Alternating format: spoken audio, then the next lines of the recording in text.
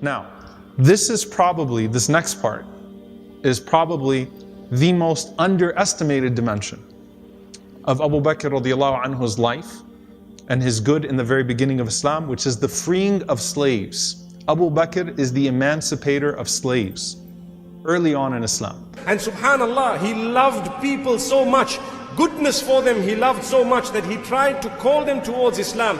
And those who entered Islam, who were being persecuted, he always wanted to reach out to them to help them. Abu Bakr radiallahu anhu, when he came into Islam, he had 40,000 dinars. By the time they made hijrah, he only had 5,000 left, and most of it went to these types of things.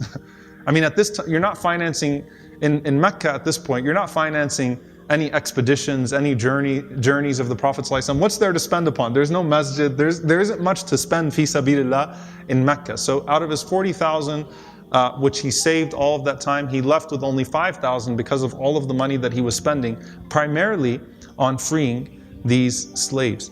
And this is something that the Prophet ﷺ recognized, that there was something about the man spending very early on, that he did not care about the implications of spending fi sabilillah. So Abu Hurairah radiallahu ta'ala anhu says, that the Prophet ﷺ said, مَا نَفَعْنِي مَالٌ قَطْ مَا نَفَعْنِي مَالُ أَبِي بَكْرٍ, that no money was ever benefited me more than the money that was spent by Abu Bakr radiallahu ta'ala anhu.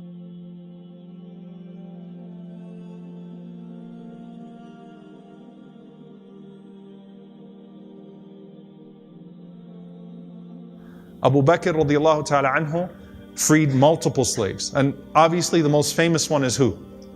Bilal radiallahu anhu. The most famous one is Bilal radiallahu ta'ala anhu. Bilal is being tortured, humiliated, being made an example of. Bilal, how dare you, an Abyssinian black slave with absolutely no protection in a deeply tribalistic, racist society, how dare you challenge Umayyah? Right? I mean, Bilal radiallahu anhu is doing everything. Basically, it's suicidal for Bilal to become Muslim. From amongst them was Bilal ibn Rabah. He was a slave of Umayyah ibn Khalaf. And when he accepted Islam, his master happened to harm him so much, not only threaten, but actually inflict so much of harm on him, that Bilal ibn Rabah was pulled through the hot desert sands with rocks on his chest. And he was made to suffer so much. Abu Bakr Siddiq radiallahu anhu is the one who went to Umayyah ibn Khalaf and told him, listen Umayyah, what are you getting by harming this man? I will buy him off you and I will pay you for him, or I will give you one in return. You can take one who is not a Muslim, or I will pay you for him. The deal was struck. 7 uqiyas, and one narration 10. Uqiyas that's a huge amount of money. Huge amount of money to free Bilal radiallahu anhu. So Abu Bakr says deal, gives him all the money, takes Bilal. As Abu Bakr is taking Bilal, Umayyah wants to throw a comment.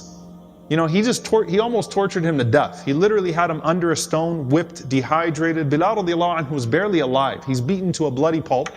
And as Abu Bakr radiallahu anhu is taking Bilal, Umayyah says, لو أعطيتني dinar. You could have given me 1 coin for him. He wasn't worth more than 1 dinar for you to take him. And Abu Bakr radiallahu ta'ala anhu, he says, Wallahi, if you would have said only 100 uqiyas, I would have given it to you. I would have given you everything for Bilal. So it wasn't just freeing these slaves, it was something else. And Omar radiallahu anhu used to call Bilal our master who was freed by our master.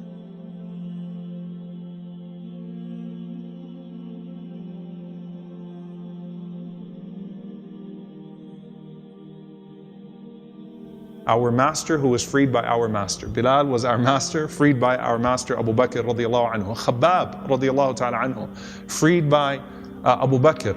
Amr ibn Fuhayra, freed by Abu Bakr. There are some women that were freed by Abu Bakr, female slaves that were freed by Abu Bakr. And it didn't matter what their status was or what benefit they would bring to this new Muslim community. If Abu Bakr heard that a slave had become Muslim and was being tortured for that, he takes his money and he goes and he frees them. From amongst those whom he freed was Amr ibn Fuhayra and Umm Umays And Zinnira, who was the slave girl at the time, when she was freed because Abu Bakr radiallahu anhu had bought her as well, she lost her eyesight. There was one woman by the name of Zunaira, and she was beaten to blindness for becoming Muslim. So they beat her till she lost her sight. And subhanAllah, they said, when Abu Bakr radiallahu anhu went to purchase her, a blind female slave, what use is she at this point, right? They said, مَا أَذْهَبَ بَصَرَهَا إِلَّا اللَّاتَ وَالْعُزَّى. They said that the reason why she went blind is because of Allat and Al-Uzza, the two idols. So it was her insult of religion. It was the gods that took her sight. And when they said that, she said, Wallahi, ma tadur Allat wal-Uzza wa ma tanfa'an. She said, I swear by God, Allat and Al-Uzza can't hurt anyone, nor can they benefit anyone. This is a blind slave girl being pulled away by Abu Bakr radiallahu anhu. And because of that, raddallahu basaraha. She actually could see after that. So her sight actually came back to her. Some of these people you don't hear about. One that absolutely shocked me. SubhanAllah, I've taught the story of Abu Bakr multiple times, and then I actually, because I'm trying to imagine the societal implications of this. One of the female slaves that Abu Bakr had freed was a woman by the name of Lubayna, who was the slave girl of Omar ibn al-Khattab radiallahu anhu. Omar was not a Muslim. Omar hated Islam. And when this particular slave became Muslim, Omar beat her until he would get tired.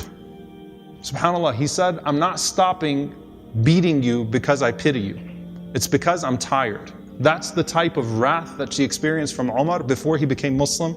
And that was one of the regrets of Omar, right? That he beat someone like that for becoming Muslim. And Abu Bakr is the one who freed her, purchased her freedom. SubhanAllah, think about that. Who would have thought at some point the Prophet ﷺ and Abu Bakr and Omar become the two sheikhs of the community, inseparable.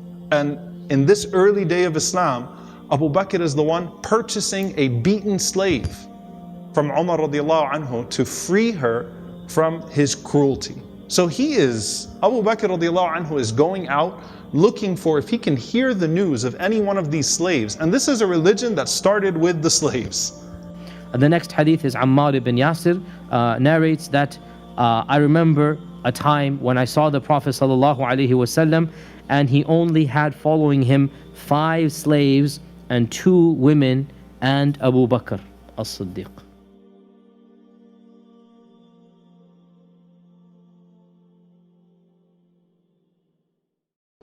Meaning the only free man that was following him in the very beginning of Islam. And Ammar was of the Mawali, he was of those 5.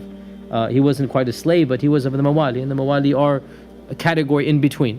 So he said, I remember those days, and he mentioned Abu Bakr Siddiq. Right? This is who Islam appealed to in the first place. The du'afa, the masakeen, the weak, the downtrodden, the oppressed. This is where Tawheed, the idea of monotheism, really appealed, because they've been brutalized in the name of those idols. Right? Abu Bakr is going out and freeing them. And subhanAllah, his father, who's not a Muslim yet, Abu Quhafa says to him, oh my son, he said, people purchase slaves that are strong or healthy or have some sort of unique expertise that they can't get from anywhere else. Or they purchase a slave that would get everyone else in line, right? People purchase slaves for reasons. Why are you freeing these weak ones that can't even do anything for themselves? What's the point of freeing these slaves? What are these people going to do for you?